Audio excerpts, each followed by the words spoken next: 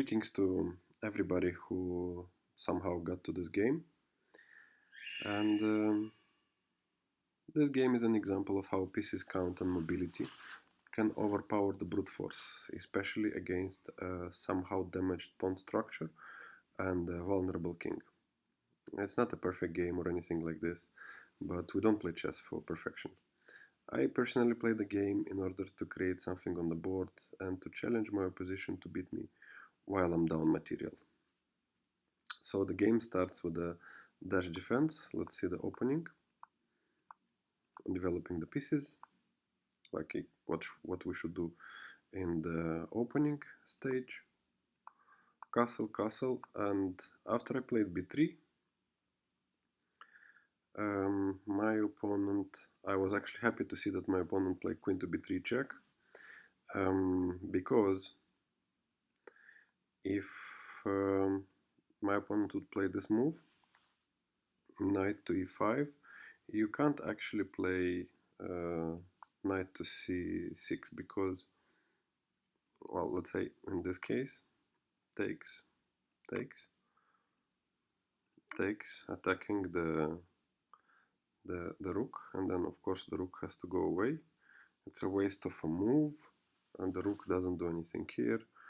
Plus, if you look at the structure, white is very strong. White can just put the bishop back, for example, or just develop the knight or the bishop to one of the squares along the diagonal. And black has a backward pawn, which is a weak pawn. This diagonal is open, so that's why it's not. I was happy to see that my opponent did not play knight to e5. And another option would be to play c6 to prevent, of course, the bishop to take the rook. But again, this these two squares, I placed pawn on them, and you can't develop the knight. It's a much better structure for white. So in the game, they followed d5.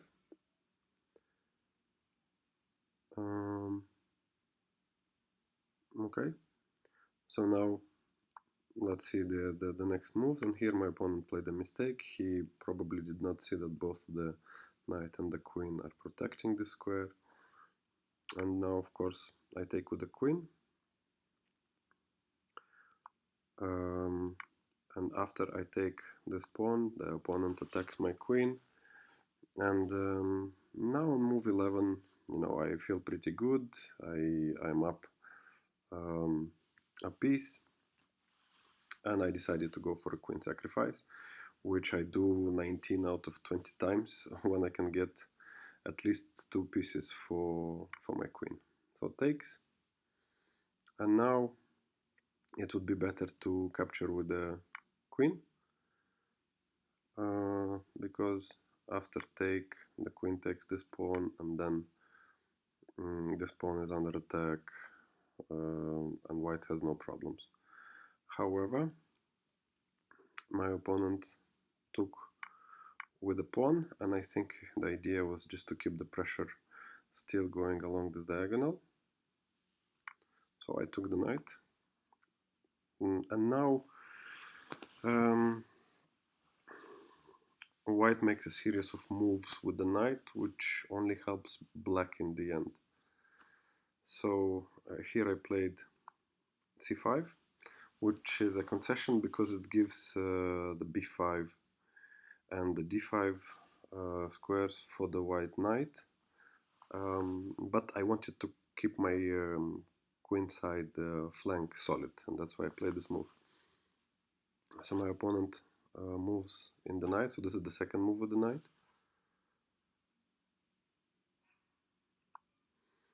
And now this is the third move of the knight. And now what I do, I don't take the rook away from the attack of the knight, but I just put the bishop here. And after the knight takes, I take with the bishop. So for the last four moves, white only achieved a trade of its most mobile piece, against a rook, whose main task was just defending the a7 pawn, while black developed its bishop to the long diagonal, a much better placement than on c8 than here. So the bishop looks much better here because it's placed on the long diagonal. And developed the knight, which also guards the pawn on a7. So if you look for moves back, so see the white's position basically did not change, except it gave the knight for the rook, for a very inactive rook. So 1, 2, 3, 4. But instead, black has a nice bishop, developed and a developed knight. So now, of course, the white places one of its rook on the open d file, which of course makes sense. And now I bring the knight closer to the king. Everyone knows, of course, that we need to bring the knights closer, where they have more chances of an attack. And also it opens the line for the bishop. Okay, so in the game, let's see the game, how it followed.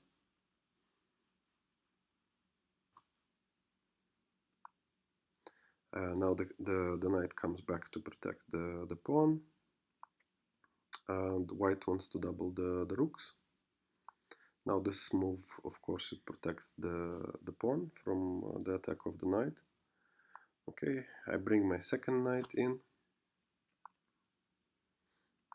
and now I just move the bishop on a more active square where it can guard two diagonals instead of just one. Okay, so attacking the knight goes back, doubling of the rooks, and now the knights are attacking, so this pawn, this rook, and after the trade of the rooks. So you know, if you look at this position, it's white has only two pieces, so the queen and the rook. They don't have any counter attacking chances against the black king. So now even white is not really forced, but he just hopes that after one of the pieces take, he will just normalize his pawn structures, but I don't do that, just keep the pressure. So now I took, and now I took the rook, and after a few more moves, so as you can see, the bishop is protected by the knight. Of course, now I have to be very careful because the queen is very tricky in this kind of position. So quickly with the double attacks, it can snap one of the pieces and then the second, and then you could lose the game very easily. So takes the last pawn. Of course, the two bishops and the knight are very strong against the queen.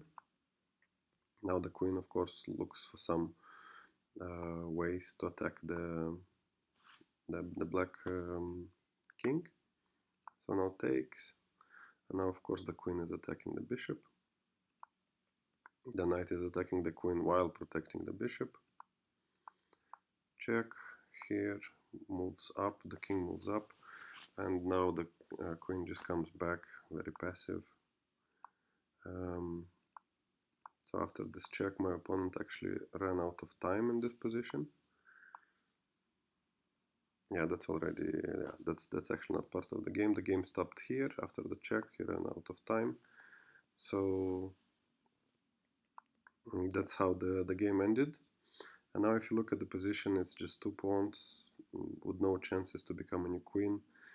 All the queen side is blocked by the black pawns. And yeah, I wanted to show you this game because the main idea of this game is that the minor pieces can put a lot of pressure in closed pawn structures. Thank you for your attention and hope you enjoyed it.